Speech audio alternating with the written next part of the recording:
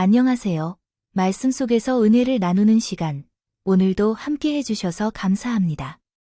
오늘 우리가 함께 볼 말씀은 요한복음 4장입니다. 예수님과 사마리아 여인의 만남을 통해 진정한 예배란 무엇인가? 참된 갈증은 무엇으로 채워지는가에 대해 깊이 나누어 보겠습니다. 이 본문은 단순한 대화 이상의 의미를 담고 있고 예수님이 어떤 분이신지, 그리고 우리가 어떤 예배자가 되어야 하는지를 명확히 보여줍니다. 자, 그럼 말씀 속으로 함께 들어가 보겠습니다. 먼저 본문 말씀, 요한복음 4장 1절부터 26절까지 함께 읽어보겠습니다. 본문이 조금 길지만 말씀의 흐름을 놓치지 않도록 천천히 읽어볼게요. 이 이야기는 예수님께서 유대를 떠나 갈릴리로 가시는 길목에서 시작됩니다. 그 길은 일반적으로 유대인들이 피하는 길이었습니다. 왜냐하면 그 중간에 있는 사마리아 지역은 역사적으로 유대인들과 사이가 좋지 않았기 때문입니다.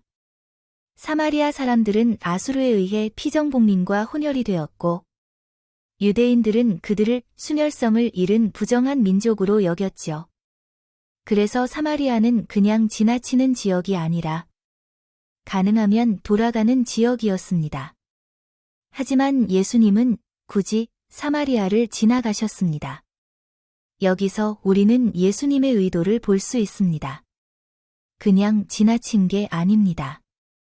그 여인을 만나기 위해, 그 한 영혼을 위해 사마리아로 가신 것입니다. 그리고 예수님은 수가라는 동네, 야곱이 요셉에게 준 땅 근처에 있는 우물가에 앉아 계십니다. 때는 낮 12시, 가장 더운 시간입니다. 당시 여성들이 물을 기르러 가는 시간은 일반적으로 아침이나 저녁이었습니다. 한낮에 물을 기르러 온 이 여인은 사람들과 어울리지 못하는 외로운 여인이었고 사회적으로 외면받고 있었던 사람이었습니다. 이제 본격적으로 예수님과 이 여인의 대화를 들여다보겠습니다. 예수님은 먼저 말씀하십니다. 물을 좀 달라. 이 한마디는 단순한 부탁이 아니었습니다. 당시 문화에서는 남자가 여자에게, 특히 유대인이 사마리아 여자에게 말을 거는 것은 극히 이례적인 일이었습니다.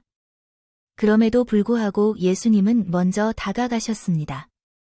예수님의 접근 방식은 늘 그렇습니다. 우리가 완전해져서 주님께 가는 것이 아니라 주님이 우리에게 먼저 오십니다. 여인은 당황합니다. 당신은 유대인인데 어떻게 사마리아 여자에게 물을 달라 하십니까? 그녀의 질문은 정당합니다. 하지만 예수님은 곧바로 시선을 바꿔 말씀하십니다. 내가 만약 하나님의 선물을 알았더라면, 그리고 내게 물을 달라 한 이가 누구인지 알았더라면 도리어 내가 그에게 구하였을 것이고 그가 내게 생수를 주었을 것이다. 여인은 이해하지 못합니다. 당신은 물 기를 그릇도 없고 이 우물은 깊은데 어디서 생수를 준단 말입니까? 이 장면은 마치 우리의 모습과도 같습니다. 하나님의 말씀을 들을 때 우리의 관점은 늘 현실적이고 제한적입니다. 눈에 보이는 것, 지금 당장의 문제에 집중하죠. 하지만 예수님은 물질적 목마름이 아닌 영혼의 갈증을 이야기하십니다. 이 물을 마시는 자마다 다시 목마르겠지만 내가 주는 물을 마시는 자는 영원히 목마르지 아니하리라. 예수님이 말씀하시는 생수는 바로 성령, 하나님의 임재입니다. 사마리아 여인은 말합니다. 그 물을 제게도 좀 주세요. 다시는 이 목마른 길을 오고 싶지 않아요. 이제 예수님은 그녀의 삶 깊숙한 곳으로 들어갑니다. 내 남편을 데려오라. 이 질문은 충격적이었을 겁니다. 그녀는 저는 남편이 없어요 라고 대답합니다. 예수님은 말씀하십니다. 내가 말한 것이 맞다. 너에겐 남편이 5 있었고 지금 있는 자도 내 남편이 아니다. 예수님은 그녀의 상처와 과거를 꿰뚫어 보십니다. 그런데 놀라운 건 그녀를 정죄하지 않으셨다는 점입니다. 오히려 더 깊은 대화로 이끌어 가십니다. 여인은 감탄합니다. 당신은 선지자군요. 그리고는 예배에 대한 질문을 합니다. 우리는 이 산에서 예배하고 유대인들은 예루살렘에서 예배해야 한다고 하던데요. 이 질문은 신학적이면서도 회피적인 질문이었습니다. 자신의 죄를 마주하자 다른 이야기로 넘어가려는 것이죠. 하지만 예수님은 이 질문에도 깊이 있게 응답하십니다. 이제는 장소가 중요한 게 아니라 영과 진리로 예배할 때가 오고 있다. 하나님은 그렇게 예배하는 자들을 찾고 계신다. 예수님은 단순히 그녀를 고쳐주시는 분이 아니라 그녀에게 진리를 가르치시고 하나님께 나아가는 길을 여시는 분이셨습니다.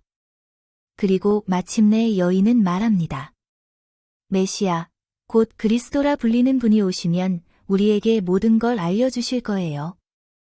예수님은 대답하십니다. 내가 말하는 그가 바로 나다. 성경에서 예수님이 메시아 되심을 스스로 밝히신 아주 귀한 장면입니다. 우리는 살아가면서 많은 갈증을 느낍니다. 인정받고 싶은 갈증, 사랑받고 싶은 갈증, 성취, 소속감, 미래에 대한 안정감. 이 모든 갈증은 결국 하나님과의 단절에서 비롯된 것입니다. 사마리아 여인은 5명의 남편을 거쳤고 지금도 또 다른 사람과 함께 살고 있었습니다. 이 말은 단순한 도덕적 비난이 아니라 그녀가 얼마나 사랑받고 싶었는지를 보여주는 증거입니다. 예수님은 그 여인을 정죄하지 않으셨습니다. 오히려 영원히 목마르지 않을 생수를 주셨습니다. 이제 그녀는 더 이상 부끄러워 숨지 않았습니다. 물이 담긴 물동이를 두고 마을로 달려갔습니다. 내가 그리스도를 만났다. 그녀는 처음으로 당당해졌고 마을 사람들에게 복음을 전하는 증인이 되었습니다. 우리도 마찬가지입니다. 우리의 과거가 어떠하든 주님은 우리를 새로운 사람으로 만드십니다. 그리고 묻습니다. 너는 어디서 예배하고 있느냐? 너는 무엇으로 갈증을 채우려 하고 있느냐? 이 시간, 여러분의 내면 깊은 곳을 들여다보세요. 진짜 목마름이 무엇이고, 진짜 생수가 어디에 있는지를 묵상해 보세요. 오늘 말씀을 통해 우리는 3가지를 나누었습니다. 첫째, 예수님은 경계와 편견을 넘어서 한 여인을 만나주셨습니다. 우리도 마찬가지로 누군가의 삶에 다가갈 수 있어야 합니다. 둘째, 참된 만족은 외부가 아니라 예수님 안에서 주어지는 생수로부터 시작됩니다. 우리의 진짜 갈증은 그분 안에서만 해결됩니다. 셋째, 예배는 장소나 형식이 아니라 영과 진리로 드리는 마음의 태도입니다. 여러분, 오늘 하루도 예수님의 생수로 채워지시길 바랍니다. 하나님을 진심으로 예배하는 예배자가 되시길 축복합니다. 마지막으로 함께 기도하겠습니다. 주님, 우리의 갈증을 아시고 그 모든 목마름을 채우시는 분이심을 고백합니다. 우리의 부끄러운 과거를 덮으시고 다시 예배자로 세워주시는 은혜에 감사드립니다. 주님, 오늘도 우리의 삶이 주님을 향하게 하소서. 영과 진리로 예배하며 살아가게 하소서. 예수님의 이름으로 기도드립니다. 아멘.